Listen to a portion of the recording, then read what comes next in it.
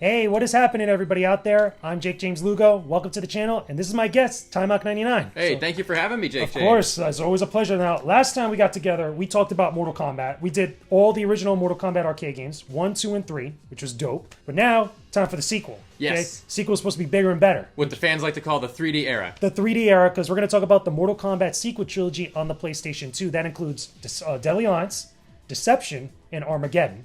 Of course, we're not going into Mortal Kombat 4 or Mortal Kombat Trilogy, MK4 Gold, or any of that stuff. We're gonna Or Shaolin Monks. Or Shaolin Monks. No Shaolin Monks here. Yeah, That no would probably special be forces. another day. You'll probably get the Shaolin Monks. But let's just dive right into this. Okay, you ready? Yeah, let's do it. Let's talk about the Mortal Kombat sequel trilogy. Mortal Kombat Deadly Alliance was released in 2002 for the PlayStation 2, but was eventually ported over to the GameCube and original Xbox console. It's not the first 3D Mortal Kombat game, but it was the first in the series to change the gameplay from 2D fighting to 3D fighting. Characters can now move in and out of space, utilize weapons in multiple fighting styles, and battle against new characters that appear for the first time. But that's not the only stuff that gets mixed up. The story of Deadly Alliance has some really shocking elements that were a far departure from the previous games. The sorcerer Quan Chi escapes from the Netherrealm and joins forces with the evil Shang Tsung, forming the titular Deadly Alliance. The two of them overpower and defeat Shao Kahn before making their way to Earthrealm. Then in another shocking turn, they defeat Earthrealm's champion Liu Kang. This sets in motion their plans for total domination of Earthrealm and Outworld, using souls to build a massive army. Alerted by this, Raiden forsakes his status as an Elder God and gathers Earthrealm's forces to begin their defense against the new Deadly Alliance. For fans that have been playing Mortal Kombat for years prior to this was all new territory that would change the franchise forever.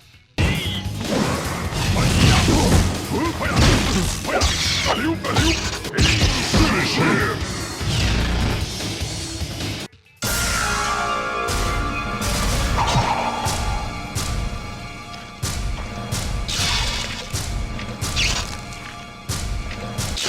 Scorpion wins. Fatality. With Deadly Alliance, the MK team tried to put a lot of stuff into the game with home consoles in mind. Things like unlocking many characters on the roster was something you couldn't really do in the arcades. I felt that Deadly Alliance was unique compared to other Mortal Kombat games, with how the final boss wasn't really a final boss. Sometimes the last boss would be Shang Tsung, and other times it would be Quan Chi. The game also tried something different with how you unlocked new characters and content, using different types of coins earned from playing. This was the first game that the MK team designed for the PS2 and Xbox generation of consoles, setting the bar for future entries of the franchise. Test your might.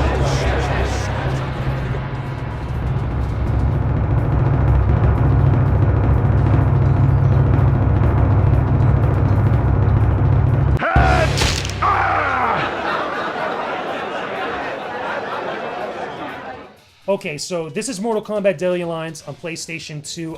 What do you think about this one? I thought it was a good, I guess you could say revitalization of MK at the time anyway. Yeah, this was a great way for them to kind of bring Mortal Kombat back. This was their comeback game. Yeah. And this really set the tone for the entire 3D trilogy. Obviously, much different than the previous Mortal Kombat games. MK4 was technically the first 3D Mortal Kombat game, but that still played like a 2D fighting game, in essence, compared to what this is right now. And not only that, that one was designed for arcades. This was really the first fighting game of Mortal Kombat that they built with the home systems in mind. The other cool thing about this, which was a big deal back then, the weapon combat, which, you know, compared to stuff like Soul Calibur, which centered around weapon combat, this one was really bloody, as Mortal Kombat should be, obviously. Oh, yeah. I mean, they had things like where you impale them in the middle of the fight and they start bleeding out. Yeah. These weapons were really designed to kill. Now, what do you think about the story, however? Because, obviously, the story's radically different. Liu Kang gets killed in, the first 2 seconds of the story. I'm not, as a Liu Kang fan, I wasn't too happy about that, but I understood why they wanted to do it. I mean, did you think it was a good thing or bad thing? Well, you can't be too repetitive. You can't keep making, okay, well, the bad guys come, and now Liu Kang's a hero, and he fights them off. Liu Kang wins, Liu Kang wins, Liu Kang wins. At some point, you got to mix it up. So, Yeah. right off the bat, the Deadly Alliance established themselves as a different kind of villain. They were going to take out Liu Kang before he could do anything. What do you think about the new heroes? I mean, we got a couple new characters like Kenshi, which is brand new. We got Li Mei. Okay, we got, was it Nitara, who technically isn't really a hero, but she's like another, I guess you could say, anti-hero or villainess or whatnot. But what do you think about these new characters that we got? We got some good ones. Yeah, we did. You know, people like to crap on Li Mei, but she's always going to have a special place in my heart because, you know, in E3 2002, I actually went there and they had the Li Mei booth babe. Ah. So, yeah, that was a really cool thing No to wonder say. you like that character. Yeah, no, she really stands out. Like, apart from the rest, she was Right. she was the only character that was represented at the show. So she was sort of like the face of Mortal Kombat Deadly Alliance. So I always associate Li Mei with like, oh yeah, she's like the best of the new generation. They had a lot of cool stuff. You know, they did like Conquest was first introduced in here, and it was just text based. You know, but it was a good way to continue the story. John Tobias had just left Midway, so now John Vogel was kind of filling in for him. He mixed martial arts into the story, like studying the moves and learning how to pull off these things. That was what advanced the plot. So overall, just in general, that's a good summarization. I mean, can we recommend that people check out Mortal Kombat Deadly Alliance? For me, I don't think the game has aged as well as I would have liked it to. You know, compared to the later games in this sequel trilogy that we're kind of going through and stuff. I mean, I still have, again, it has a little special charm, you know, being that first 3D game. But I still feel like, obviously, you know, it's still a little stiff, you know, as far as the controls. The combos could get a little complex for some people. I mean, what do you think overall? Like, can you recommend people go back to this? Yeah, absolutely they should. I mean, look, it's a fun game to play. When it first came out, it was so different from what came before. Yeah. A lot of people said it felt like a different game altogether, just with a Mortal Kombat skin. Technically, it was, if you really look at it. It is, but the truth is, it was a great continuation of the Mortal Kombat franchise. It introduced the kind of mechanic of you've got 2 hand-to-hand fighting styles plus 1 weapon. Yeah. Fans were a little bit disappointed with the fact that there was only 1 fatality. Yeah, everybody had 1 fatality that you could go into a fatality stance once you like knock out a person. You know, we win 2 rounds and stuff, and that was totally fine for me. But it was a step down from what we knew because from MK3, MK4, right, obviously. Exactly, where a lot of characters had 2, even 3 fatalities. But overall, it is a good game. It is worth checking out, and if you don't have it in your collection and you're a Mortal Kombat fan, what are you doing? Go get it. Go get it. So that was Mortal Kombat Deadly Alliance. Now we're going to get into what a lot of people, I think me and you even consider the best in the sequel trilogy, Mortal Kombat Deception. As a direct sequel to the previous game, Mortal Kombat Deception continued building upon what Mortal Kombat Deadly Alliance had established. More characters, new stages, and so many other goodies made Deception feel like a bigger game than its predecessor. The story continues right after the events of Deadly Alliance, with Quan Chi and Shang Tsung coming very close to defeating Raiden and his allies. However, a new threat emerges in the form of Onaga the Dragon King. This happens because a young warrior named Shijinko is tricked into helping Onaga gather the mystical Kamidoku from each realm, and reviving his full power. Unlike Shao Kahn, Onaga claims he is the rightful ruler of all the realms and begins an assault on Outworld as Raiden and the Deadly Alliance battle it out. Raiden then tries to sacrifice himself and everyone else in hopes of stopping Onaga, but to no avail since he's become too powerful.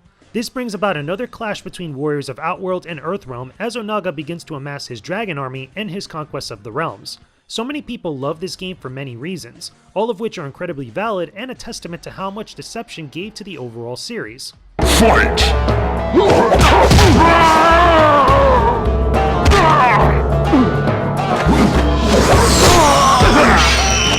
So Mortal Kombat Deception was built on the same engine as the previous game. However, everything was taken a step further. Every character now had 2 fatalities on top of their own movesets. Plus, they could also do a Harakiri finisher when you lost a match. The game also reintroduced some of the more outlandish moves that the series is known for. Things like teleports and invisibility for some of the characters.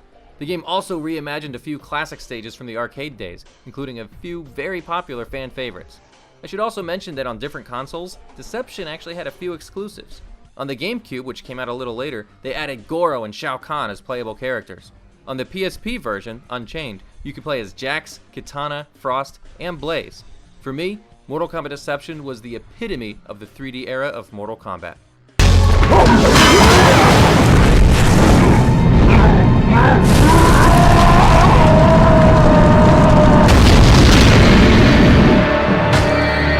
Sub-Zero begins. Okay, so Mortal Kombat Deception, best in my opinion of the sequel trilogy. I think that it has the best combat, it has the best amount of characters. I mean, arguably, compared to the next one, I mean, it has the best levels, has the best, like, you know, conquest mode, in my personal opinion. There's a lot of good stuff in this one. I mean, do you feel the same?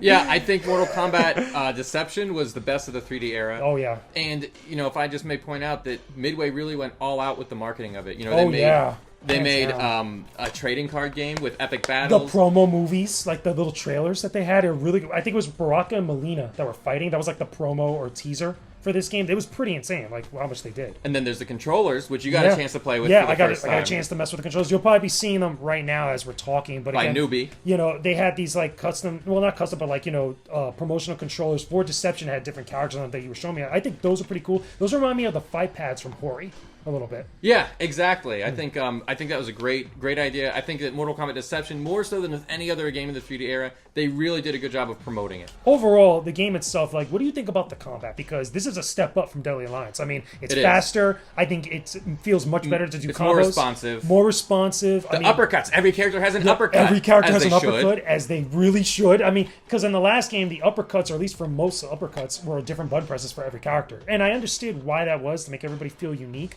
But now this one feels a little bit much more like Mortal Kombat, where everybody has basic tech. Like, it feels good. And it's more balanced. Like, if you notice the weapons, whether you impale them, that's gone. Yeah.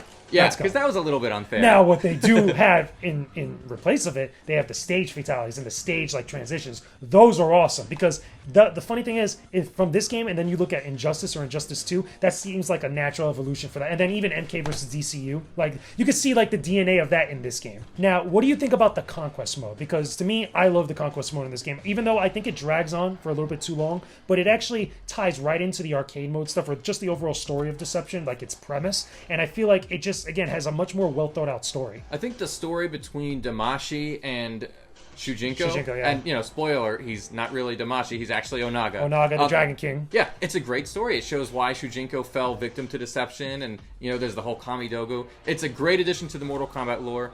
More great work by John Vogel, continuing where John Tobias left off. Do you think it was a good idea for them to go to each one of the realms? Because we go to Earthrealm, we go to, was it Outworlds? We go to Adania, which is treated like another... I always thought Adania was part of Outworlds, you know, with the lore and well, stuff. they're separate realms, but they were merged together at one point. Yeah, and then, again, you have Order, Chaos, you know, you have all these other places that you visit. Like, to me, I like that. And then there's the Nexus, which is like in between which is level. like the center, like, hub point, practically. But, like, you get all these different areas that really expand the mythology of Mortal Kombat. More so than I feel like than any other previous game, in my opinion. Like, am I alone in that? No, I think everybody who's watching this 100% agrees. It was awesome to explore the different realms, and in fact, for the longest time, people thought that those were the only 6 realms in the Mortal Kombat universe, when in fact the lore actually, there's more. Those are just the 6 that they show you in Conquest mode. Those are the 6 that the Kamidogo are scattered into. There is other stuff about Deception, because again, we got mini games, which is great, which we didn't get really in Deadly Alliance. We got MK Chess, and then we also got MK Puzzle Combat, which to me reminds me of like the Super Turbo Combat that Capcom has done, but done in like a Mortal Kombat style. I mean, were these great additions for me? I like them, but I think they wear out with their charm pretty quickly. I think that chess combat, you know, you play it a couple times and it's like, okay, I get it. It takes a long time it takes a long time to finish some matches. But it is awesome. It was a cool addition. And I think that puzzle combat, like you said, it's basically just like Super Puzzle Combat. No, what is it called? Super Puzzle Fighter from Capcom. Yeah. And the art style, you know, the chibi art style for the Mortal Kombat characters. Like, yeah, that is very similar, but you know what? It is a lot of fun to play. And it's got fatalities for the MK characters. Like, pretty much when you win a matchup, or not just a round, but when you win a match in that game, you get a little, like, chibi fatality of the characters, which is kind of stupid, but it is pretty funny. And their special moves are actually really important. Like, that really plays into how you're, you know, which character do you want, which moves do you want to use to, like, mess the other guy up. It's awesome. Overall, do you feel that MK Deception must play? I think so. I think it's pretty apparent. In fact, go back to this and play it. Yes, you must play it. In fact, if there's only one game out of the 3D era that you would add to your collection, it would be this one. It is definitely this one. Again, Agreed. Best story, best combat in my opinion, best mini game stuff, best like extras. Now, granted, there's no cooking with Scorpion in here. I think that's like, you know, the end all be all. But you can watch that on YouTube. You can watch it on YouTube. You don't need that in a game anymore. This week on Cooking with Scorpion, learn about chopping, tenderizing, chopping, cake decorating, and chopping. But there's got a lot of great extras in here with the crypt. I think the crypt is much better than in Deadly Alliance, to be honest with you, because there's a lot in this thing. Like, it's a lot. I think the crypt in both games is really good, but the fighting is so well. Like, just to sit down and play the one-on-one fighting engine is awesome. And like you said, all the extras, icing on the cake. Definitely. So definitely go back and play this one. But we got one more game to talk about, and this is probably going to be the one that I talk the most crap about, as you're probably prepared to see. But, like, let's talk about Mortal Kombat Armageddon. Let's do it. The third and final game of the PS2 trilogy was Mortal Kombat Armageddon. Funny enough, this is the 7th mainline entry of the Mortal Kombat series, but it wasn't a lucky number for everyone. The game released on PlayStation 2 and Xbox in 2006 and is a direct sequel to Mortal Kombat Deception. Unlike that game, however, there were many that felt that Armageddon was a step backwards for the series. We definitely got more characters to play with from throughout the franchise's history, but there were many things that fans felt were severely lacking. The fighting was held back from the previous game by limiting every character to have only 2 fighting styles, and the stages weren't as dynamic as before. One of the biggest things about the game was that it really stepped outside of the box with its story. After everything that's happened up to this point, the fighting between the various Mortal Kombat warriors has caused an upheaval of chaos in the realms. This brings about a prophecy called the Battle of Armageddon, which causes a mystical being known as Blades to appear atop the Pyramid of Argus. He was created by Argus and Dahlia years before the events of the very first Mortal Kombat tournament to bring balance to the realms when the time came. Once he is awakened, however, their 2 sons Taven and Dagon battle each other out to determine who will face Blaze atop the pyramid and stop Armageddon from happening. It's a very offsetting conclusion to the PS2 trilogy that shifts a lot of the focus away from the Mortal Kombat characters we've come to know. More importantly, however, this was the game that acted as a catalyst to the reboot of the Mortal Kombat series we eventually got in 2011. A very interesting turn of events to say the least.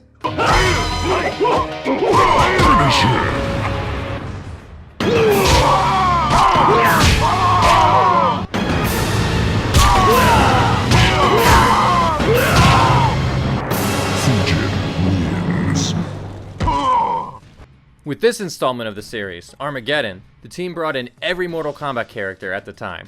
The Wii version of this game has an exclusive character in the form of the female chameleon, who plays much different than her male counterpart. We have the minigame, Mortal Kombat, on all versions, but to me, the best way to play it is on the Nintendo Wii. That's because you can use the Nintendo Wiimote as a steering wheel, which is way better than using a gamepad. Even though many people were upset about the bios for the characters not being included, outside of the game, the team did release a collection of them on the website for people to read through. A lot of fans compared to this game to the movie sequel, Mortal Kombat Annihilation. Not just because the subtitle meant end of the world, but also because there was so much content crammed into it, and not all of it was that great. But you can also look at it as the 3D equivalent of Mortal Kombat Trilogy, where you take everything from the last few games and put it all together.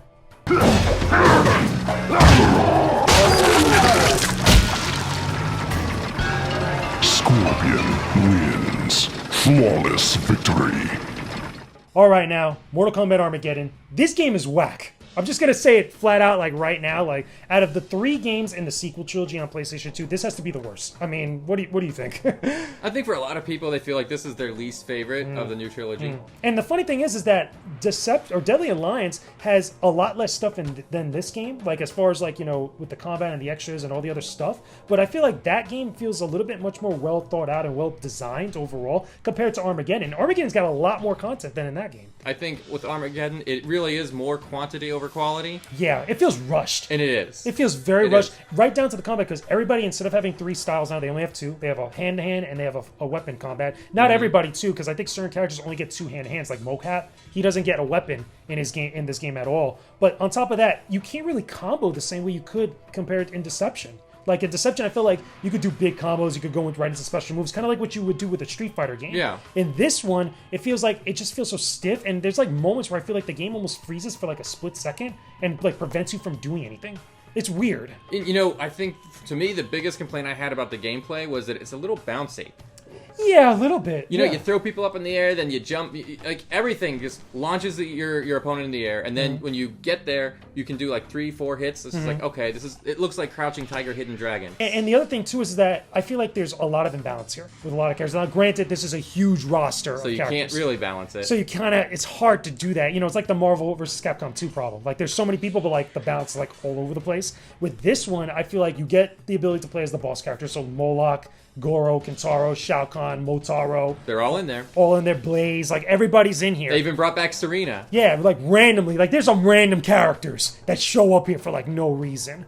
but it just feels awkward, like, you know, when you're actually in the game with it. Like, you would think, like, you know, certain things, you know, for what Mortal Kombat's mostly known by, you know, the controls should feel like on point. It should feel solid. It should feel like, okay, when I'm doing certain chain links and stuff, that thing should work a certain way. And I don't get that from this game at all. And now let's talk about the creative fatality mode. Oh, God. Like, you know, it's something, like, why? Like, I don't know what Ed Boon was smoking that day, or, like, what he was drinking that day, but this was the worst idea in the entire series. Has to be. I really think that they felt like they had no choice, just because there's so many characters, and it's so hard to program them reacting to each fatality and doing each fatality. Even if they tried to trim it down to just one fatality per character, yeah, I think I would have rather them like try to do something like that at the sacrifice of like some of these characters. Like it feels like there's something missing there, because this creative fatality thing is garbage. It's utter trash. Like, we tried to do it a couple times. Like, I know you could get to like 7 or 8 levels. There has to be like a certain way you could do it, but like we could only get past maybe about 5 or 6. Yeah, I've done to 7 to 8, but it's like it's not worth it. It's not worth. There's no good payoff, I should say. It's trash. It's garbage. It's like, you can do it, but why take the time to invest it to learn to master it? And you know something too, bouncing off of that, the stage fatalities or the stage transitions. Like, they're still there. There's nowhere near as many as like compared to Deception, and they're not as good in my opinion. Like, well, I don't know. The Wasteland has a really good one. I mean, that's cool, but that's one out of like 7, 8, maybe 10 stages, and then compared to Deception, that pretty much like most of the stages had transitions and like kills from the stage. Like, that was pretty cool. Well, let me tell you what is the biggest omission as far as I'm concerned. Look, you guys know the Tabmok99 channel. You know I'm a big Mortal Kombat lore fan. Big fan. They don't have any bios for the characters Which in this is one. nuts. They've never had a game where the characters just don't have bios. That was like part of what made Mortal Kombat. That whole team, like, they love sharing their lore. Yeah. That's the one thing, like, It's you can say that awesome. about Deadly Alliance, about Deception. Yeah. Like, even in the cards that you get in the crypt, which, by the way, the crypt is even whack in this game. Like, what were you thinking, Ed Boon? Like, the crypt is just not as good compared to the previous games. Like, especially Deception, that had so much stuff. It looked cool. It looked very different compared to like other games at the time dealing with like, you know, different stuff with their unlockables. This felt like unique. It felt very special. But this game right here totally throws that out the window. Like, it's well, I don't know if it feels that bad. I think some of the stuff. Bad. I think some of the stuff in there was okay. I mean, the unlockables themselves, like, again, you get a lot of concept art, you get a lot of obviously unlockable outfits and stuff. Skins, but right. skins, you know, there's not a lot compared, you know, in comparison quantity wise. But even then, like, the presentation of it, I just feel like it was just whatever. It was kind of patched together. The creative fighter mode was cool. I don't know about the creative fighter. The creative fighter, to me, I get it. It's supposed to be simple. It's supposed to be straightforward. And again, you get unlockable stuff when you play Conquest mode, and you get other items. You can buy Save up your coins. Save up your coins and stuff. But again, I just feel like it was very basic. It just wasn't. I felt like that didn't need to be there for me. Like, if I didn't engage with it, I wouldn't have not missed out on anything. I disagree. I think that's one of the coolest things about the game. I think that's one of its saving points. In fact, if you go on YouTube and you see some of the awesome creative fighters that people have made, you know, people make like M. Bison, people make like Super Mario. I wish I could get behind it, man. I really do, because the idea and the concept is cool. Yeah, because there's. I think it was executed well too. That's just my opinion. I don't know. I don't think so. Like, I want it to be that way. Like, I want to see it that way, and I just can't do it. Like, I look at all these other fighting games that have done creative fighters in some way like that, and this one just doesn't match up. Now, final thing that we do have to talk about is this Conquest mode, because I think the Conquest mode is whack. It is terrible in comparison to Deception.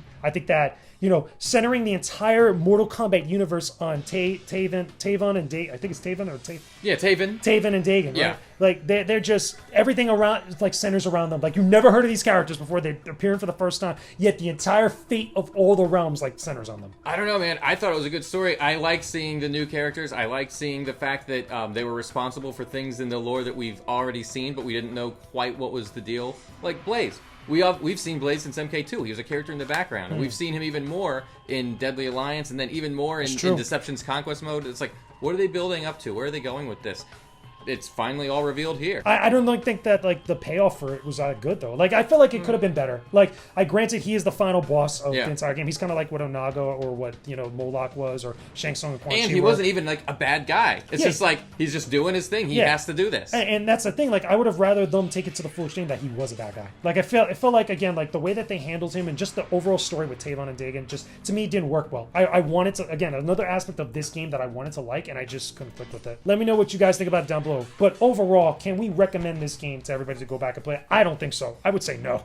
Really? You'd say no? I would say no. But I would say, like, definitely go play Deception over this game if you had the choice. But even then, if you had the opportunity to go play this back and like actually experience it, it's a cool like homage to like the legacy of Mortal Kombat because everybody's here. Yeah, they threw every character into it. Everybody's here in some form or fashion, even the super obscure ones. But I don't think it's worth it, with everything else that goes along with this game. I feel like again, there's just so much that was rushed and it could have been much better. Well, I think they should go and play it.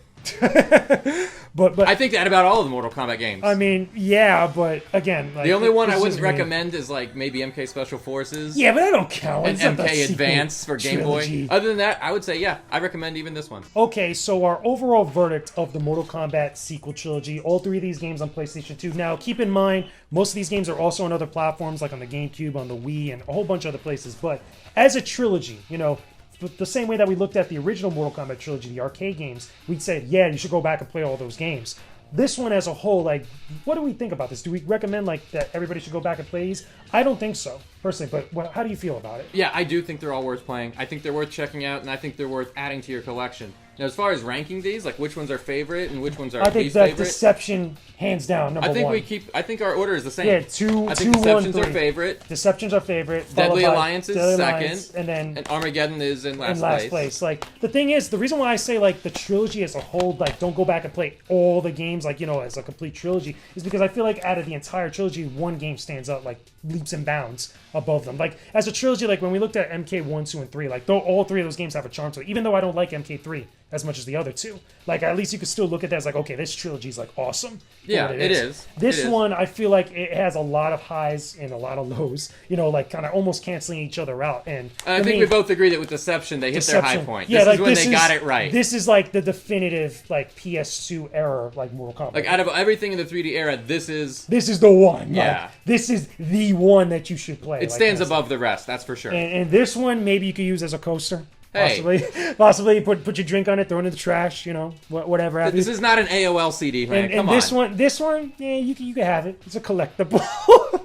So overall, those are our thoughts about the Mortal Kombat sequel trilogy. Again, I want to thank Tabmok99 for joining me again. Thank you for having me. Of course, this is our sequel with the sequel trilogy, talking about Mortal Kombat. Hope you guys enjoyed this. Yeah, hopefully you guys got a kick out of it. Let me know your comments down below in the comment section. Like the video, subscribe to the channel. I mean, tell everybody where they can find you right now. Yes, you can find me and my Mortal Kombat channel right here on YouTube. It's at youtube.com/Tabmok99. So, really easy to find. You got a lot of Mortal Kombat videos on there. Again, like last time that we did our collab and stuff, again, I was telling everybody, a bunch of people told me, like, oh, I love this Mortal Kombat stuff. There's a lot of history there that you've covered. There is. There's a lot of stuff. A lot of good stuff. So, go show him some love, guys. Go show him some owl hugs. Go subscribe to him as well. Whatnot. And we will talk to you guys again very soon. Thanks for watching this video, everyone. Go ahead and click the boxes on the side to see more videos and subscribe to my YouTube channel. Don't forget to go visit my Patreon page for exclusive gaming content that I know you'll really love. Hope you have a chill day. Peace out and stay epic, everybody.